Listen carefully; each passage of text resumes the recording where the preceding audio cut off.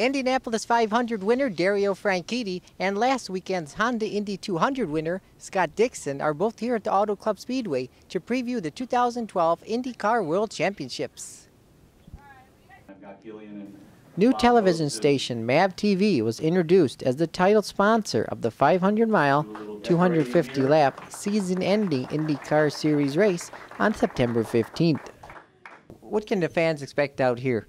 I think it's for us. It's exciting to be back in this part of California. It's been about 7 years, and I think this year with the new formula, with the DW12 and the new engine manufacturers, I think it's going to be 28 or 30 cars here and 500-mile race. It's quite long, one of the longest races that we have throughout the season. So I expect it to be action-packed, under the lights, and exciting for everybody.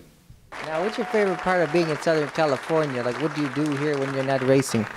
It's tough for us because we travel so much. So, race weekends we typically get here on a Thursday, and as soon as the race is done on Sunday, we're back out of here. But, I think the most important part for me about coming to Southern California is catching up with friends. I have a lot of friends, a lot of people from Oakley and different sponsors that you have throughout here. So, you can't beat the beaches and things like that as well. Okay. Congratulations on winning the Honda Indy 200. How did that feel? Yeah, it was good. To win at Mid-Ohio a few weeks back was definitely big for us in the championship battle. We were 61 points back, and to come out of that race only 28 points behind with 3 races to go, put us in the championship with a real shot. So it's always nice to win. There seems each year that it gets harder and harder to possibly do that. So excited for that. What are your thoughts on the possibility of the IndyCar Series returning to MIS? MIS is the sister track, obviously, to Auto Club Speedway, and the racing there has been fantastic in previous years as well. I think it was probably 2007 was the last time we were in MIS. So, it's a great track. I think, as I said earlier, I think that with the new formula with the IndyCar Series, I think both of those races would be fantastic to watch. Now you're currently 4th in points. So what do you need to improve on?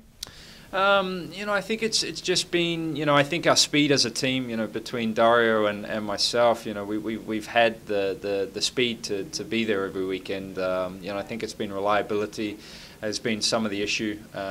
We've had very up and down sort of season because of reliability and maybe some unfortunate sort of problems that we've had through the races. So I think this year, if we had better consistency, we would be laughing. But we've got to work on some consistent results. But us and now in my position now, we definitely need to win some races. Finally, you got a new dish out here. Tell me about Scott's hot tater tots. Scotty's hot tater tots. Well, we're looking for something that rhymed, and that rhymed. But no, I love potato or tots. So yeah, I'm looking forward to that. Obviously, I think Dario's got Franchitti ziti, so he's got some Italian food going on over there. But yeah, just a little bit of fun to have with the fans and have a bit of a lunch out here today. Dario Franchitti won the last IndyCar Series race at the Auto Club Speedway when it was held there in 2005. So, what can the fans expect out here? I think it'll be an interesting race. Night race here, 500 miles to finish the season. So you're going to have everybody trying to finish their season on a high, and you're going to have 3 or 4 guys fighting for the championship. Here at Auto Club Speedway, I think 3 or 4 lanes of the track will be open to the IndyCars to use. I think the ability to be fast here on many different lines. So I think you're going to see a hell of a race. Okay. Now, what's your favorite part of being in Southern California? Like, what do you do here when you're not racing? For me, as a car guy, there's always some pretty cool cars around. That's one of the things I notice when I'm around, LA and obviously Beverly Hills in particular.